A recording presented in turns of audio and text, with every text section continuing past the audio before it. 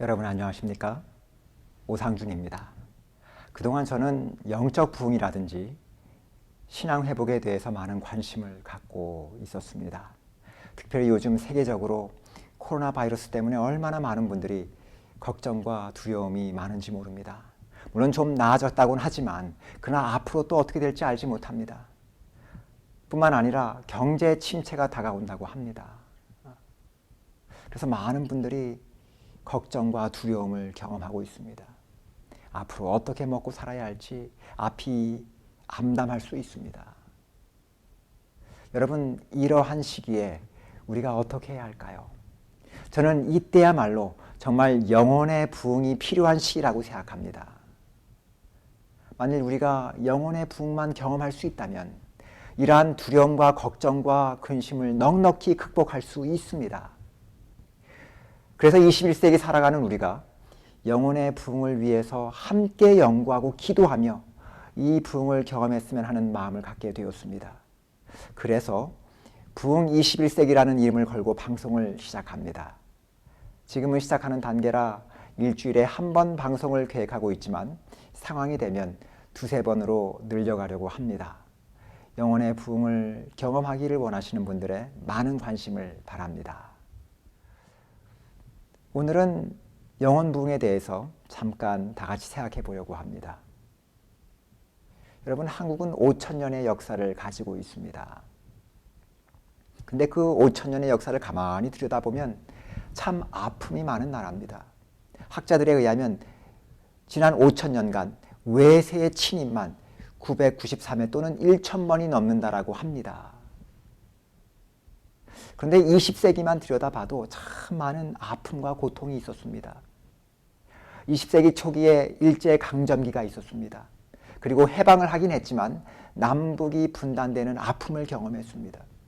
그리고 전쟁으로 동족끼리 죽고 죽이는 동족 상잔을 경험했습니다. 그리고 모든 것이 잿더미가 되어버렸습니다. 그러나 한국의 수많은 사람들은 이러한 절망과 고통 속에서 낙심하지 않았습니다. 모든 것을 포기하지 않았습니다. 하나님을 붙들고 신앙으로 견디면서 경제적 성장을 경험했습니다. 그런데 경제적으로만 성장한 것이 아니었습니다. 엄청난 신앙의 부흥을 경험합니다. 교회는 1960년대부터 엄청난 성장을 경험했습니다. 1990년에는 1200만 명이 기독교인이라는 경이로운 기록을 세우게 되었습니다. 이때 전 세계의 기독교는 한국의 기독교를 보면서 놀라지 않을 수 없었습니다. 그래서 그들이 한국을 방문했고 한국의 이러한 성장과 부흥을 배우기를 원했습니다. 얼마나 놀라운 일입니까? 그러나 이러한 성장과 부흥은 20세기 말서부터 주춤하기 시작합니다. 아니 21세기 들어오면서 원만한 곡선을 그리면서 하향세에 들어서기 시작합니다. 2019년 한 신문사에서 한국의 주요 개신교단 7곳의 15년 동안의 성장을 조사 발표했습니다. 그 통계를 보면 교인 수가 지난 평균 8, 9년 동안 꾸준히 하락세를 보였다는 것입니다. 흥미로운 사실은 그럼에도 불구하고 교회와 목사의 수는 증가했다는 것입니다. 목사는 55%, 교회는 약 25% 증가했다는 것입니다. 교회가 편의점보다 많아졌다는 것입니다. 여러분, 저는 꼭 교회 양적 성장의 동력이 떨어지고 있다는 것을 말씀드리려는 것이 아닙니다. 제가 말씀드리려고 하는 것은 이러한 현상은 우리 신앙인들의 영적인 쇠퇴와 맞물려 있다는 것입니다. 우리의 영적인 성장이 멈추니까 교회의 성장도 멈추더라 하는 것입니다. 여러분, 이런 교회 현상은 꼭 통계를 보지 않더라도 우리의 피부로 느낄 수 있는 것입니다. 여러분, 지금 교회를 돌아보면 어떻습니까? 예전만큼의 헌신과 열정이 느껴지십니까? 아니면 우리 모두가 먹고 사는 일에 너무나 바쁘십니까? 우리가 꼭 교회나 다른 사람을 보고 비판하기 전에 우리 자신만 돌아봐도 예전에 뜨거웠던 믿음과 헌신이 식어버리고 많이 뜨뜻미지근했다는 사실을 느낄 수 있습니다. 여러분, 예전에는 말씀 읽고 얼마나 마음이 뜨거웠습니까? 얼마나 간절한 마음으로 기도하고 말씀대로 살려고 노력했습니까? 열심히 교회를 출석하며 얼마나 주님을 위해 봉사하려고 했습니까? 목사님의 말씀을 들을 때 눈물이 흐르고 가슴이 벅차오르지 않았습니까? 그런데 이러한 감동과 감격이 여전히 우리의 마음 가운데 남아 있습니까? 아니면 이러한 감동과 감격이 온데간데 없이 사라져버리고 우리의 신앙이 형식적으로 변질되어 버렸습니까? 여러분 그러면서 사회는 어떻게 되었습니까? 하나님께서 교회가 빛과 소금의 역할을 감당하도록 하셨습니다. 그래서 이 사회가 교회를 통하여 정말 변화되었습니까? 요즘 사회를 보면 먹고 살만해지긴 했지만 범죄는 증가하고 있다는 것입니다.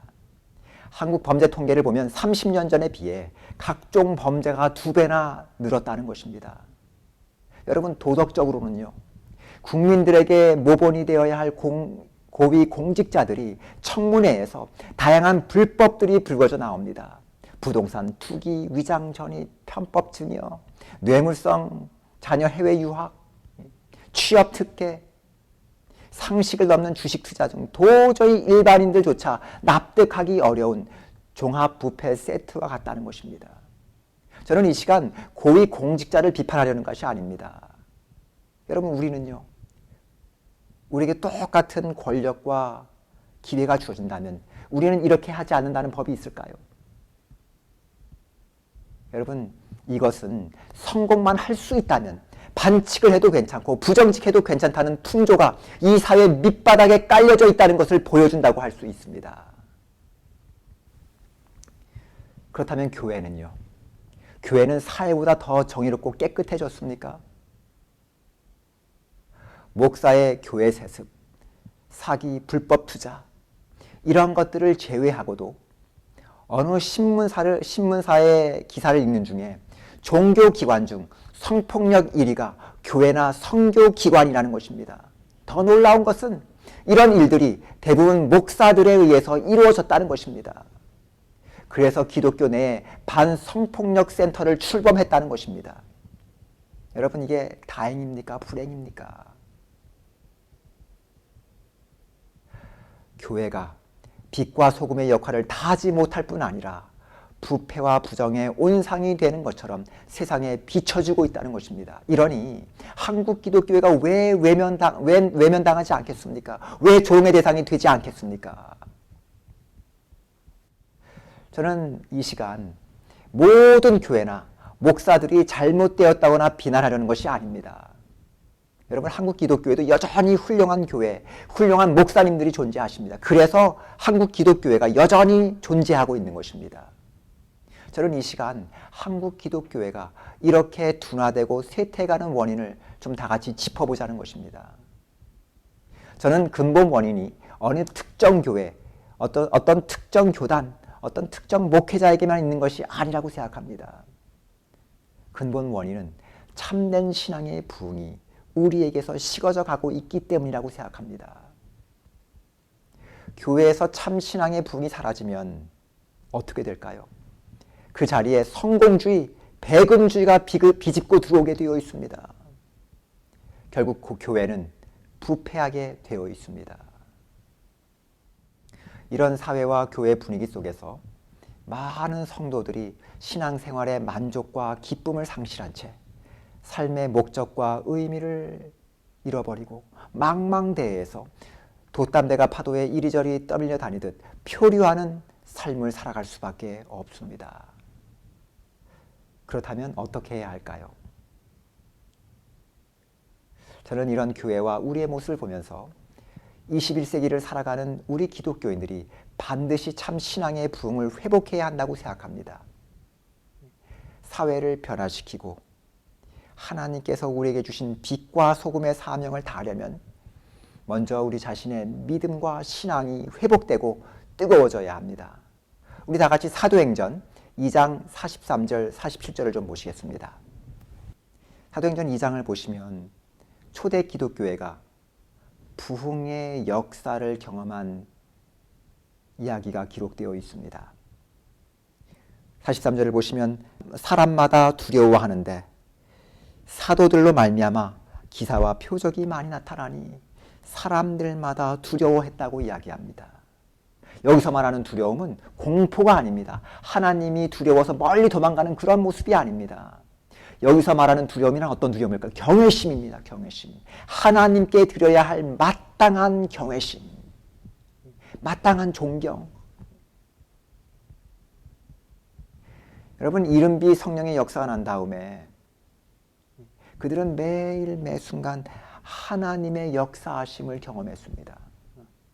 다시 말하면 그들은 하나님의 임재를 느끼며 살았습니다. 그래서 그들은 매일 어떻게 살았을까요? 하나님의 면전에서 사는 것처럼 살았습니다. 하나님이 나의 모든 일거수일투족을 지켜보시는 것처럼 살았다는 것입니다. 그들 마음 가운데 어떤 마음이 있었어요? 경외심이 있었습니다. 전능하신 하나님, 의로우신 하나님 앞에 사는 사람들은 어떤 삶을 살아갈까요? 교만한 삶을 살아갈까요? 함부로 하나님 앞에 죄를 지을 수 있을까요? 아닙니다. 그들에게 영혼의 부흥이 있었을 때 그들의 마음 가운데 하나님을 두려워하는 마음, 하나님을 경외하는 마음이 회복되었다는 사실입니다. 여러분, 오늘날 하나님을 믿는다고 하면서 정말 함부로 죄를 짓는 이유가 무엇일까요? 하나님을 믿는다고 하면서 하나님의 말씀대로 살지 않는 이유가 무엇일까요? 그 이유는 하나님을 두려워하는 마음, 하나님을 경외하는 마음을 상실했기 때문입니다. 그래서 요한계시록을 보면 마지막 시대에 사람들에게 주시는 하나님의 메시지가 무엇인 줄 아십니까? 하나님을 두려워하라는 것입니다. 하나님을 두려워하라. 여러분, 우리에게 참된 영적 회복이 일어날 때 우리에게 정말 하나님을 경외하는 마음이 생깁니다.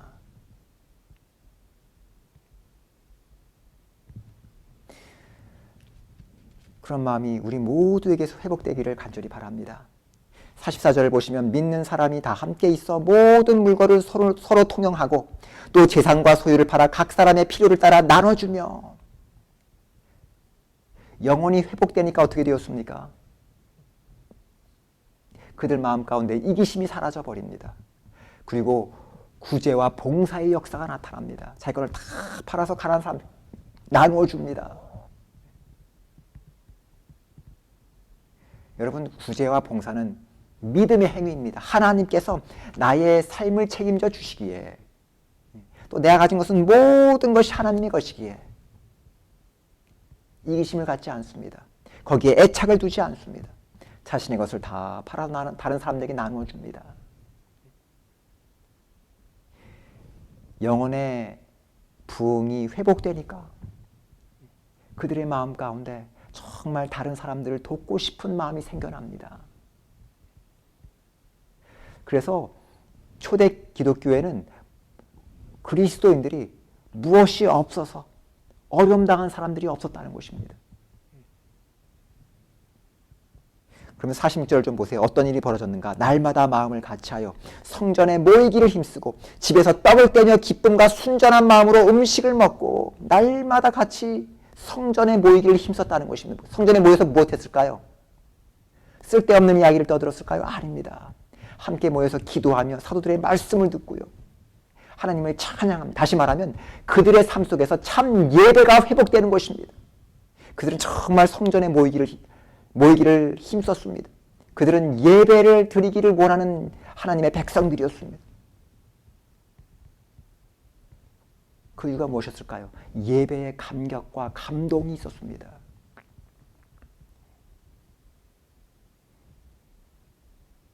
여러분, 정말 우리의 예배에 감격과 감동이 없다면 가장 먼저 어떻게 해야 할까요? 우리의 영혼이 부흥되어야 합니다. 참된 신앙의 부흥이 우리 속에서 일어나야 합니다.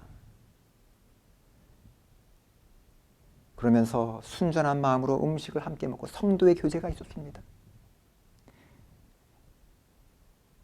여러분, 교회 가면 성도들을 보면서 짜증이 나십니까? 아니면 반갑습니까? 기쁘십니까? 서로에게 덕을 세우고 격려가 되십니까? 만일 그러한 일이 없다면 여러분, 우리의 영혼이 먼저 회복되어야 합니다. 그래서 참 성도의 교제가 회복되어야 합니다. 그래서 서로에게 격려가 되고 위로가 되는 성도의 교제가 반드시 있어야 합니다.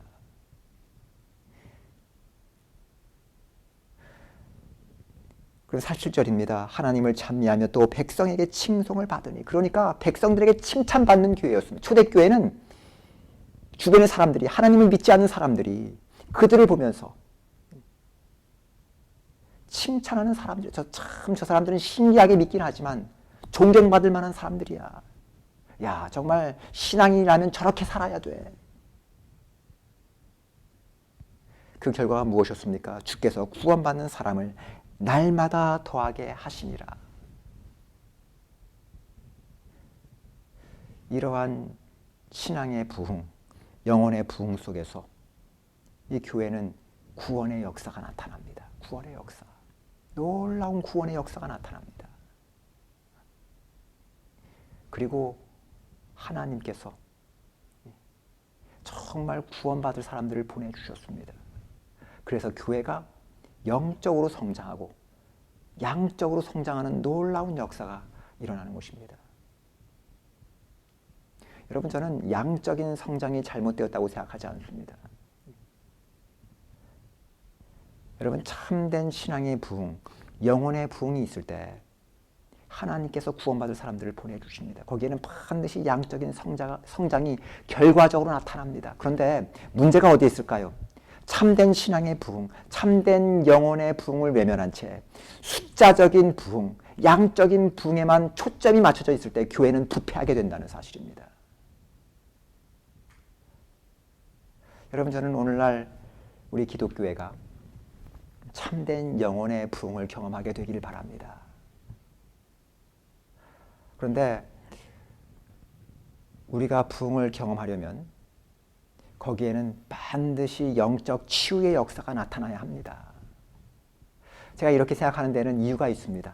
잠시 제 자신을 소개하자면, 저는 한국에서 중학교를 졸업하고 미국에 왔고 미국에서 신학대학교와 대학원을 졸업했습니다.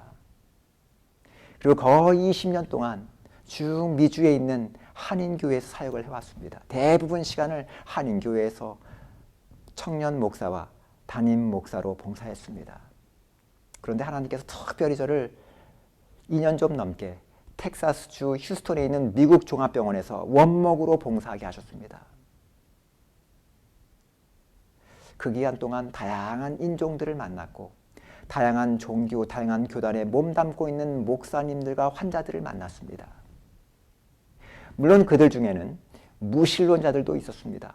이런 다양한 사람들을 만나면서 전에 지역교회에서 봉사하며 하지 못했던 다양한 생각과 경험들을 하게 되었습니다. 그 중에 몇 가지만 소개하자면, 결국 모든 사람들에게 믿음과 소망이 필요하다는 것이었습니다. 여러분, 가장 어려울 때, 우리의 생명이 경각에 놓여 있을 때 우리를 붙들어주는 것이 무엇일까요? 하나님을 향한 우리의 믿음과 미래에 대한 영원한 소망입니다.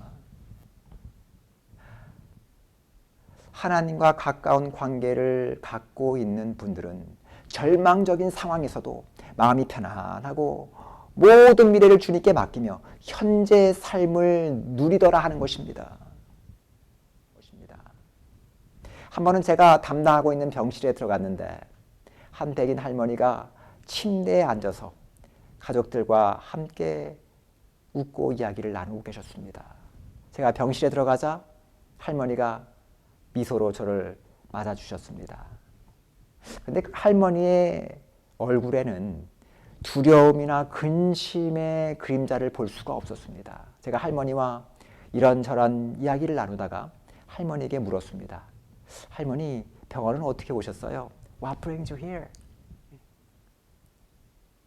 그랬더니 할머니가 말씀하시기를, Recently I've been diagnosed with end-stage cancer.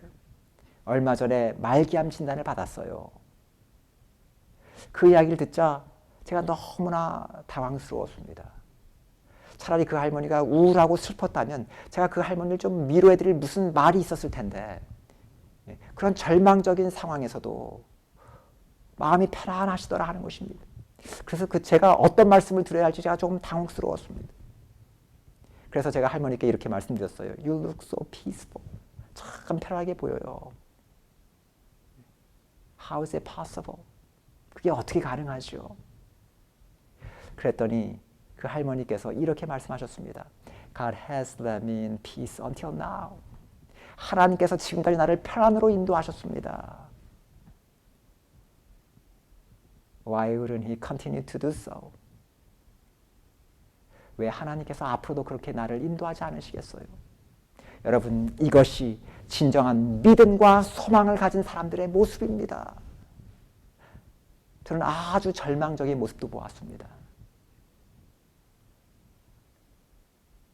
아무것도 붙들지 못하고 하나님도 의지하지 못하고 절망적인 상황 가운데 두려워하다가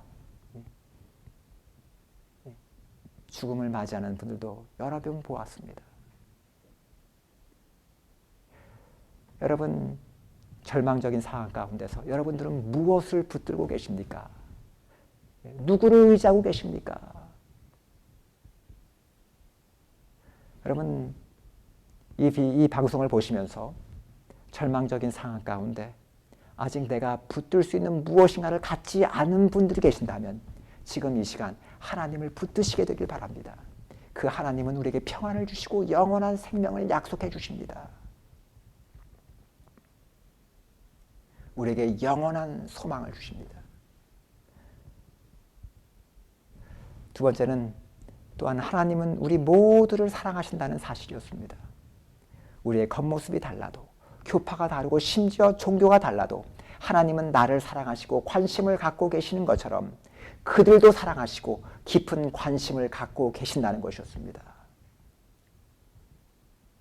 지금까지 저는 한 교단, 한 교회에서 봉사하면서 내 교회, 내 교인들 외에는 별로 관심이 없었습니다.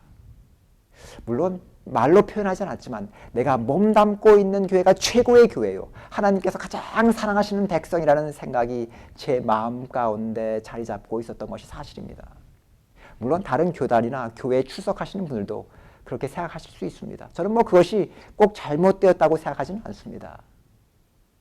각 교단마다, 각 교회마다 자부심이 있을 수 있습니다.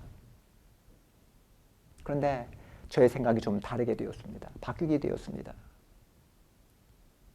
다양한 교단과 교회에 출석하시는 분들을 만나 이야기를 나눌 때 하나님께서 자신을 얼마나 사랑하시는지, 어떻게 그들의 기도를 들어주셨는지, 그리고 자신이 주님을 얼마나 사랑하시는지에 대한 간증을 들었습니다. 그럼 저는 하나님께서 내 교회, 내 교단만 사랑하시는 것이 아니라 모든 사람을 사랑하신다는 사실을 제가 느꼈습니다. 여러분, 다 같이 마태복음 5장입니다. 43절입니다. 또 내 이웃을 사랑하고 내 원수를 미워하라 하였다는 것을 너희가 들었으나 나는 너희에게 이르노니 너희 원수를 사랑하며 너희를 박해하는 자를 위하여 기도하라. 이같이 한즉 하늘에 계신 너희 아버지의 아들이 되리니 이는 하나님이 그 해를 악인과 선인에게 비추시며 비를 의로운 자와 불의한 자에게 내려주심이니라. 여러분, 성경을 보면 이웃만 사랑할 뿐 아니라 내 원수도 사랑하라고 했습니다. 그 이유가 무엇일까요? 하나님께서 모든 사람을 사랑하시기 때문입니다. 여러분, 하나님께서 의인만 사랑하시는 것이 아닙니다. 악인도 사랑하세요. 하나님께서 의인에게만 햇빛을 비추시는 것이 아닙니다. 악인에게도 햇빛을 비추세요.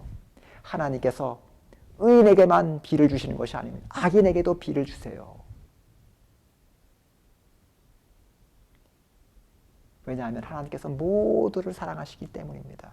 그래서 하나님께서는 나만 사랑하시고 나만 구원받기를 원하시는 것이 아니라 나와 반대편에 서 있는 사람도, 나와 생각이 다른 사람도 다 사랑하시고 그들을 구원하기를 원하신다는 사실입니다. 여러분, 지금은 신앙에 대한 이해가 좀 다르고 신앙의 여정이 좀 달라도 정말 하나님을 사랑하고 하나님의 인도하심을 따르는 사람이라면 결국 같은 길에서 만나게 되리라는 사실을 제가 확신하게 되었습니다. 가장 중요한 것은 무엇인가? 나의 마음 가운데 주님을 사랑하고 주님께서 인도하시는 대로 따라가려고 하는 마음이 있는가? 그렇다면 하나님께서 결국 우리를 같은 길에서 만나게 해 주실 것입니다. 마지막으로 특별히 깨달은 것은 모든 사람들에게 영혼의 치유가 필요하다는 사실이었습니다. 여러분, 세상을 살아가면서 상처받지 않은 사람은 아무도 없다는 것입니다. 환자들과 이야기해보면 상처받은 사람들이 너무나 많아요. 친한 사람에게서 받은 상처, 배우자에게서, 자녀들에게서 받은 상처가 너무나 많다는 것입니다. 직장 상사나 동료, 심지어는 교회에서도 받은 상처가 너무나 크다는 것입니다. 그런데 환자들뿐만 아니라 모든 사람들이 다 세상을 살아가면서 상처를 경험합니다. 그런데 상당수가 자신이 상처가 났는지도 모르며 살아가는 분들이 계시는가 하면 상처가 났다는 사실을 알면서도 어떻게 해야 할지 알지 못하기 때문에 그냥 덮고 살아가시는 분들이 너무나 많다는 것입니다. 그러면서 이런 상처가 더 커지고 사람들로 하여금 실망하고 좌절하게 만드는 것입니다. 특별히 교회에서 목회자에게나 장로에게나 집사에게서 실망을 경험하면, 상처를 받으면 참 하나님 앞으로 나아가기가 너무나 어렵습니다. 하나님을 향한 믿음과 영혼의 부흥을 경험하기가 너무나 어려워지는 것입니다. 그런데 삶이 너무나 바쁘고 고단하니까 이런 것들을 생각할 여유가 없습니다. 그냥 바쁘고 정신없이 살아가다가 몸이 아파서 병원에 입원하게 되면, 또 먼저 누우면 그때야 비로소 마음의 상처가 느껴지고 질병과 더불어 마음의 상처와 씨름하게 되는 것입니다. 이런 분들은 육신의 질병과 더불어 마음의 고통과 함께 씨름해야 되기 때문에 너무나 힘들다는 사실입니다. 그러므로 여러분, 우리 마음 가운데 영혼의 상처가 났을 때 반드시 치유를 경험해야 합니다. 저는 이런 분들을 보면서 다른 분들과 하나님의 은혜를 나누고 영적 치유를 통해서 함께 신앙의 부흥을 경험하고자 하는 마음이 생겨났고요. 방송을 시작하게 되었습니다. 저는 개인적으로 기독교의 한 교단에 몸을 담고 있었고 목회를 했지만 특정 교단이나 교회에 상관없이, 종교에 상관없이 누구라도 하나님의 은혜를 누리고 영혼의 자유와 치유와 부흥을 경험하기를 원하시는 분이라면 이 방송을 보시고 하나님이 주시는 풍성하신 은혜와 치유 그리고 심령의 부흥을 경험하기를 간절히 바랍니다. 그래서 이 방송은 성령의 역사를 구하며 성경 말씀을 통해서 영혼의 치유와 부흥의 문제를 다루려고 합니다. 왜냐하면 성령의 역사가 없이는 참된 치유의 역사가 일어날 수 없기 때문입니다. 또 우리가 하나님의 말씀이 없이는 우리의 영혼이 새로워질 수 없기 때문입니다. 오직 성령과 하나님의 말씀만이 우리에게 영혼의 치유와 부흥을 경험할 수 있게 해주십니다. 물론 신앙의 부흥은 한 번에 오지 않을 수도 있고 또 한 번의 이벤트로 끝나서도 안 됩니다. 이것은 꾸준히 추구해야 되고 살아 숨쉬는 한 주님께서 오실 때까지 계속해서 경험되어야 합니다. 그러므로 이 신앙의 부흥이라는 것은 평생으로 이어져가는 삶의 여정이 되어야 합니다. 많은 분들이 심령의 부흥으로 가는 이 여정길에 함께 하시면서 하나님의 주시는 충만한 은혜와 치유를 경험하시게 되기를 간절히 바랍니다. 하나님의 은혜와 축복이 한 주간 동안 여러분들과 함께 하시게 되길 바랍니다. 다음에 뵙겠습니다. 감사합니다.